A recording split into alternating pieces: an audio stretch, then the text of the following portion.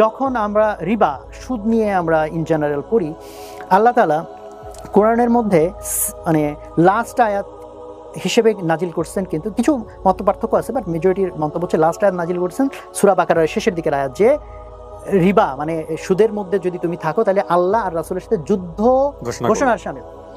But second last আয়াত যেটা মানে লাস্ট আয়াতের আগের আয়াত যেটা নাজিল হয়েছে সেটা হচ্ছে সূরা মাইদার 3 নাম্বার আয়াতের মাঝখানের পার্টটা, ওই যে আজকে তোমাদের জন্য তোমাদের দিনকে পরিপূর্ণ করে দিলাম।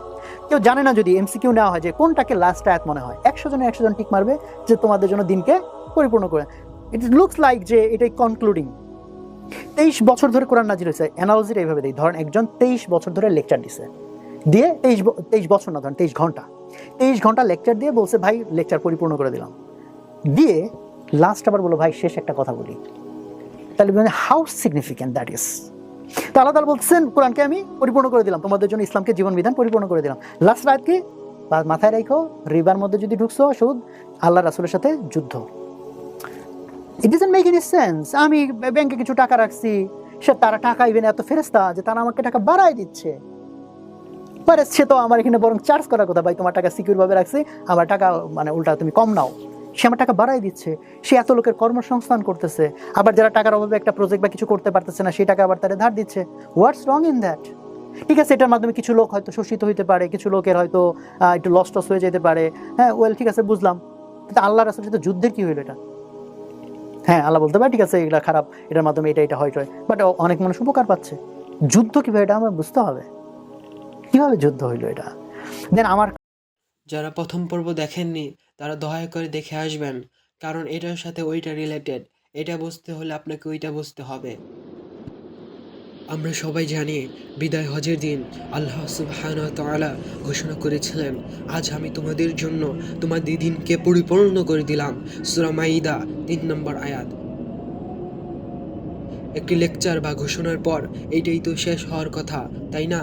কিন্তু অদ্ভুত এবং বিস্ময়করভাবে কোরআনের প্রায় শেষ দিকে নাজিল হওয়া আয়াতগুলোর মধ্যে একটি ছিল সুদ সম্পর্কিত আয়াত, যেখানে আল্লাহ সুবহানাহু ওয়া তাআলা কোনো অনুরোধ বা উপদেশ দেননি, বরং সরাসরি এক চূড়ান্ত ঘোষণা দিয়েছেন, যদি তোমরা সুদ না ছাড়ো তবে আল্লাহ ও তার রাসূলের সাথে এক সর্বাত্মক যুদ্ধের জন্য প্রস্তুত হয়ে যাও।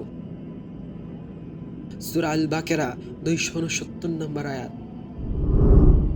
প্রশ্নটা এখানেই, দিন পরিপূর্ণ হওয়ার ঘোষণার পরেও কেন এত ভয়ঙ্কর একটি সতর্কবার্তা? আর আজকের যুগে ব্যাংক যা করছে, টাকা নিরাপদ রাখছে, ব্যবসার জন্য ঋণ দিচ্ছে, সেটা কিভাবে আল্লাহর সাথে যুদ্ধ হতে পারে? চলুন আজ এই গভীর রহস্যে পর্দা উন্মোচন করা যাক। বিষয়টাকে বুঝতে হলে একটি উদাহরণ দেই। ধরুন একজন ডাক্তার আপনাকে 23 ঘন্টা ধরে সুস্থ থাকার সব নিয়ম কানুন শেখালেন। লেকচার শেষে তিনি বললেন, আমার যা বলার ছিল আমি সব বলে দিয়েছি, কিন্তু আপনি যখন বেরিয়ে যাচ্ছেন ঠিক সেই মুহূর্তে তিনি আপনার হাত ধরে বললেন, শেষ একটা কথা মনে রাখবে, আমার সব নিয়ম মানার পরেও যদি তুমি 1 ফোঁটা বিষ খাও তবে আমার এই 23 ঘন্টার সব শিক্ষা বৃথা হয়ে যাবে।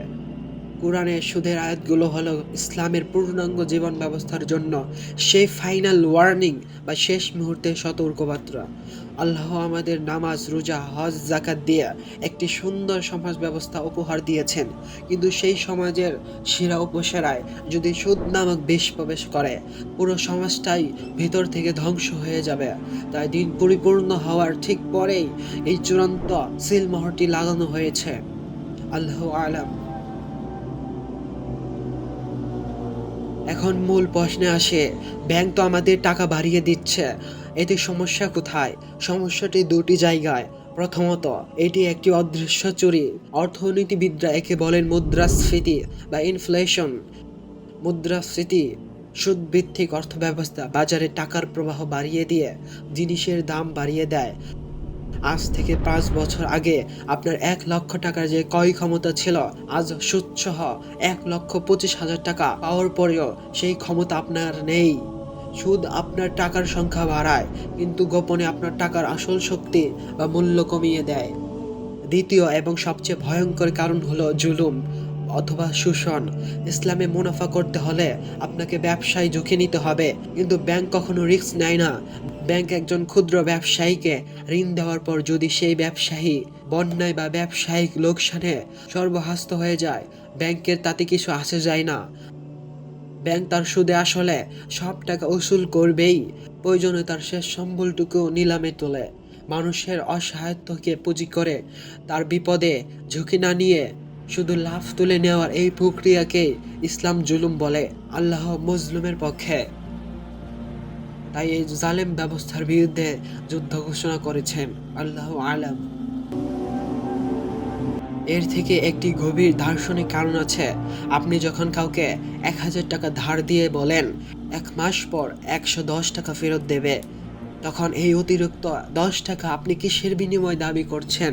কোনো পণ্য, কোনো শ্রম না, আপনি এটা দাবি করেছেন শুধুমাত্র তাকে 1 মাস সময় দেওয়ার বিনিময়ে। এবার ভাবুন, সময়ের মালিককে আমি, আপনি, না কোনো ব্যাংক? না, সময়ের একমাত্র মালিক আল্লাহ।